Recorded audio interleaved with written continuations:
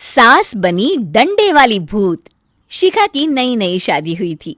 उसका मायका और ससुराल दोनों कानपुर में ही थे, इसलिए उससे मिलने उसके भाई अक्सर आते जाते रहते थे। ये बात शिखा की सास मीना को बिल्कुल पसंद नहीं थी। मम्मी जी, आज राहुल भैया आ रहे हैं। कौन, तेरे चाचा का लड़का? जी मम्मी जी। अरे पर वो तो दिल्ली में रहता है ना। हाँ मम्मी जी, उन्हें कल सुबह दिल्ली के लिए निकलना है, तो वो आज मुझसे मिलते हुए कल सुबह यहीं से निकल जाएंगे। हमने तो धर्मशाला खोल रखी है ना। कुछ कहा क्या मम्मी जी? मैंने कहा हाँ हाँ, आने दे तेरे भैया को, जमकर खातिरदारी करेंगे। अब तो कुछ करना ही पड़ेगा, इससे पहले कि मेरा घर धर्मशाला बन जाए। ये कैसी बातें कर रही हो मीना? सच ही तो कह रही हूं। अभी इसकी शादी को साल भर भी नहीं हुआ और आए दिन इसके घर वाले आ धमकते हैं। अरे तो क्या हुआ, वो इसी शहर में रहते हैं तो हाल चाल लेने आ जाते हैं। इस बार मैं उनका हाल और चाल दोनों ही बिगाड़ दूंगी। अब बहुत हो गया जी। अरे ये कैसी बातें कर रही हो, हे भगवान। बस आप तो देखते जाइए। शाम को राहुल आता है। नमस्ते आंटी, कैसे हैं आप लोग? हम लोग तो ठीक है, तुम कैसे हो बेटा? मैं भी अच्छा ही हूँ आंटी। बस आज रात के बाद नहीं रहोगे। चलिए भैया, मैं आपको हमारा घर दिखाती हूँ। रात में खाने के टेबल पर शिखा, रोहित कहीं दिखाई नहीं दे रहा।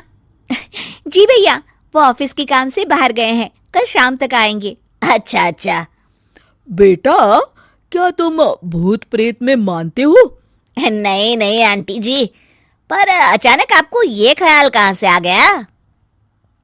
पता नहीं क्यों, कभी कभी मुझे लगता है जैसे रात के समय बैठक में कोई घूमता रहता है। ये आप क्या कह रही हैं मम्मी जी? हाँ, तुम लोग घबरा ना जाओ, इसलिए मैंने आज तक इस बारे में कुछ नहीं कहा। ये आपका वहम होगा आंटी जी, ऐसा कुछ नहीं होता। हो सकता है। चलो अब मेरा सोने का टाइम हो गया है तो चलती हूँ मैं। शिखा बेटा, राहुल के सोने की व्यवस्था वहीं दीवान पर कर देना। जी पापा जी। अब चलिए भी। अच्छा, तो बैठक में सोने वाले हैं साहबजादे। क्या बड़बड़ा रही हो? कुछ नहीं, आप सो जाइए। मीना और महेश के सोने के बाद शिखा और राहुल आपस में बात कर रहे होते हैं, तभी डोरबेल बजती है। अरे आप! सरप्राइज! काम जल्दी खत्म हो गया तो मैं आज ही चला आया। ये तो बहुत अच्छा किया। देखिए राहुल भैया भी आए हुए हैं, आप दोनों का मिलना भी हो जाएगा। कैसे हो रोहित? मैं तो ठीक हूँ भैया। शिखा, मैं भी आज यहीं सो जाता हूँ, राहुल भैया से बातचीत भी हो जाएगी। अच्छा अच्छा ठीक है। मीना आधी रात को उठती है, कंबल मुंह से पैर तक ओढ़ के डंडा लेके बैठक में आती है और देखती है दीवान पर चादर ओढ़े कोई लेटा हुआ है। देखो तो कैसे मजे से सो रहा है बहन के ससुराल में। मीना ताबड़तोड़ 4-5 डंडे मार देती है। अरे मर गया, अरे बचाओ बचाओ, कौन है? मीना जल्दी से अपने कमरे में भाग जाती है।